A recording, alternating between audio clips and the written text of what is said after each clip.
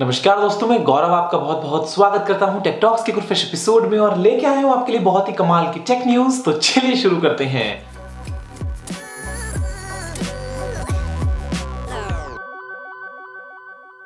दोस्तों सबसे पहले जो न्यूज़ है वो बहुत ही कमाल की है और अगर ऐसा हो जाता है तो रूरल एरियाज में रहने वाले स्मार्टफोन यूजर्स को शायद कुछ फ्री मंथली डेटा मिल सके। दोस्तों यहाँ पे ट्राई ने ये रेकमेंड किया है कि जो रूरल एरियाज के सब्सक्राइबर्स हैं उन्हें महीने की कुछ एक फिक्स्ड अमाउंट कह लीजिए 100 MB या 150 या 200 MB फ्री डेटा की मिलनी चाहिए, क्योंकि हम दोस्तों जिस तरीके से प्रमोट कर रहे हैं डिजिटल पेमेंट सिस्टम्स को, तो ऐसे में अगर वहां पे उनके पास में फ्री डेटा होगा तो शायद वो उसे और अच्छे से यूज कर पाएंगे या फिर हम बेसिकली इस डिजिटल पेमेंट्स के सिस्टम्स को वाइड स्प्रेड कर पाएंगे। अब देखते हैं कि इसके बारे में क्या जवाब निकल के आता है, ऐसा कुछ वाकई में हो पाता है या नहीं। लेकिन यहाँ पे एक बात और है कि हमें दोस्तों ध्यान ही देना होगा कि वो जो फ्री डेटा मिले वो सिर्फ और सिर्फ उन्हीं पेमेंट सिस्टम्स के लिए हो। अदरवाइज एक बार अगर किसी ने यूट्यूब वगैरह खोल लिया तो उसके बाद में तो 10 मिनट में खत्म हो जाएगा वो 100 MB डेटा, तो वो बाद में पेमेंट्स के लिए उसे कैसे यूज करेंगे। दोस्तों जो अगली न्यूज आ रही है वो आ रही है यूरोपियन यूनियन की तरफ से, और दोस्तों उन्होंने लॉन्च कर दिया है अपना खुद का नेविगेशन सिस्टम जिसका नाम है गलीलियो। और ये दोस्तों जीपीएस के मुकाबले काफी एक्यूरेट भी है। हालांकि ये नॉर्मल कंज्यूमर्स के लिए नहीं है दोस्तों, यहाँ पे ये कमर्शियल यूज के लिए आ सकता है या फिर दोस्तों इसके अलावा जो गवर्नमेंट्स हैं वो इन्हें यूज करेंगी। लेकिन फिर भी एक अच्छी बात है कि एक और नेविगेशन सिस्टम है उनके लिए। और अगर आपको नहीं पता है तो आपको बता दूं दोस्तों कि इंडिया के पास में भी अपना खुद का नेविगेशन सिस्टम है जिसका नाम दोस्तों होगा नाविक। और यहाँ पे भी ये नॉर्मल कंज्यूमर्स के लिए नहीं होगा, लेकिन फिर भी गवर्नमेंट हुई या फिर आर्मी वगैरह जो है वो दोस्तों इसका यूज करेंगे और ऐसे में हमें भी जीपीएस पे डिपेंड होने की जरूरत नहीं पड़ेगी। दोस्तों जो अगली न्यूज आ रही है वो आ रही है कॉल ड्रॉप्स को लेके। हो सकता है आप सभी बहुत परेशान होंगे, अक्सर दोस्तों कॉल नहीं लगता है। अब ये चाहे तो वो मोबाइल फोन ऑपरेटर्स के बीच में जो संबंध ठीक नहीं चल रहे हैं उसकी वजह से हो, या चाहे जो भी दोस्तों हम अक्सर बहुत ही परेशान होते हैं, चाहे लाइन बिजी आ रही हो, चाहे टू टू टू टू फोन कट जाता है। तो यहाँ पर दोस्तों जो डिपार्टमेंट ऑफ टेलीकॉम है उसने ये निर्देश दिया है कि जितने भी स्मार्टफोन ऑपरेटर्स हैं वो एक नया नंबर सेट करेंगे जो कि होगा 1955, और वहां पे जो यूजर्स हैं वो कॉल ड्रॉप्स को लेके कंप्लेंट कर पाएंगे। दोस्तों जो अगली न्यूज आ रही है वो आ रही है Xiaomi की तरफ से, और जो रिपोर्ट्स हैं वो ये कहती हैं कि Redmi Note 4 इंडिया में आ सकता है जनवरी में। आप देखते हैं कि वाकई में ये कब तक आता है और किस प्रोसेसर के साथ में आता है, क्योंकि दोस्तों चाइना में जो आता है वो आता है Helio X20 और X25, लेकिन इंडिया में Xiaomi MediaTek के प्रोसेसर अपने फोन में यूज नहीं कर सकता। तो यहाँ पे स्नैपड्रैगन का कौन सा होगा, 653 होगा या फिर क्या पता कोई और, ये देखने वाली बात है। और कब तक देखते हैं Redmi Note 4 इंडिया में आएगा। जो प्राइस होगी वो सिमिलर होगी Redmi Note 3 के। तो Redmi Note 3 बेसिकली समझ लीजिए अपनी लाइफ साइकिल के बिल्कुल एकदम एंड पार्ट में चल रहा है, क्योंकि उसको बहुत जल्दी रिप्लेस करने वाला है Redmi Note 4। दोस्तों जो अगली न्यूज आ रही है वो बहुत ही कमाल की है, और यहाँ पे दोस्तों कुछ साइंटिस्ट्स ने एक चिड़िया की तरह उड़ने वाले ड्रोन को डेवलप कर लिया है।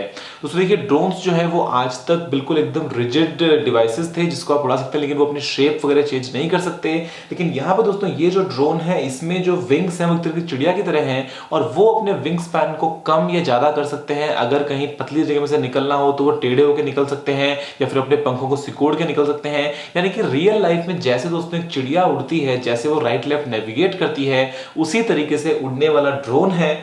और ड्रोन्स दोस्तों जो है वो आगे चल के बहुत ज्यादा पॉपुलर होने वाले हैं। अभी बिल्कुल शुरुआत हुई है इस चीज की, तो देखते हैं कि आगे चल के और क्या इंप्रूवमेंट्स आपको देखने को मिल जाते हैं।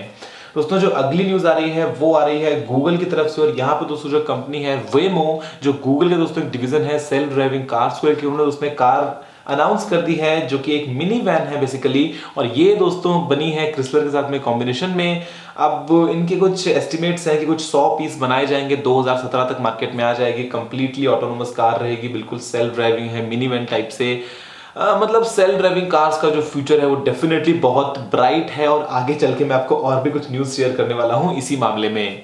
दोस्तों जो अगली न्यूज़ आ रही है वो आ रही है माइक्रोसॉफ्ट की तरफ से, और यहाँ पे दोस्तों माइक्रोसॉफ्ट ने एक नया सिस्टम लॉन्च किया है इंडिया में जिसका नाम है MINE, यानी कि Microsoft intelligent network for I care. और दोस्तों यहाँ पे इस सिस्टम के जरिए होने क्या वाला है कि AI की मदद से जो आई केयर की मैं आपसे बात करता हूँ, मान लीजिए ब्लाइंडनेस को लेकर, या फिर मान लीजिए सिंपल अगर मायोपिया है या फिर हाइपरमेट्रोपिया वगैरह है, तो उनको दोस्तों कैसे ठीक किया जाए, इसी मामले में माइक्रोसॉफ्ट जो है वो काम करने वाला है।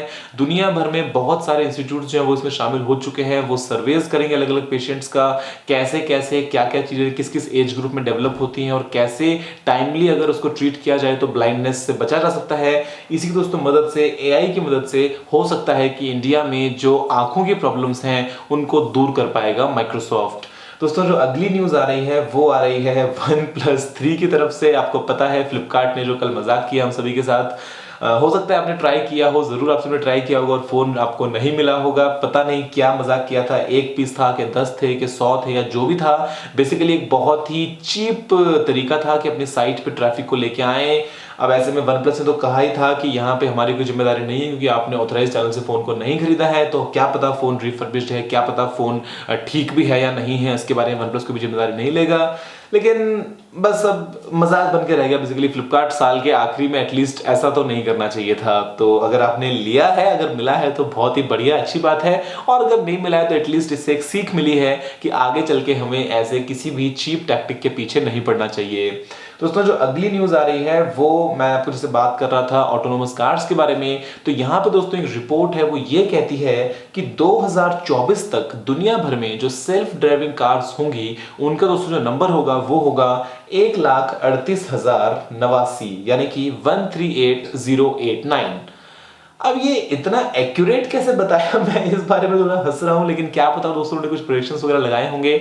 तो इतनी सेल्फ ड्राइविंग कार्स आपको 2024 तक देखने को मिलेंगी। अब ये नंबर सही है या नहीं, या फिर बढ़ेगा या कम, ये देखते हैं। लेकिन यहाँ पे दोस्तों एक और जो नंबर निकल के आया है वो आया है इंटरनेट ऑफ थिंग्स वाले डिवाइसेस के बारे में। और यहाँ पे दोस्तों जो IoT डिवाइसेस होने वाले हैं मार्केट में 2021 तक वो होंगे 46 बिलियन।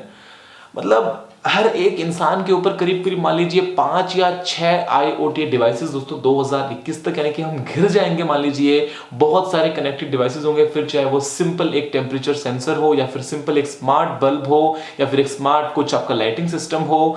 मतलब इस तरह का जो भी आपको पूरा जाल देखने को मिलेगा आपके घर में, जहां पे वाईफाई से सारे डिवाइसेस कनेक्टेड होंगे।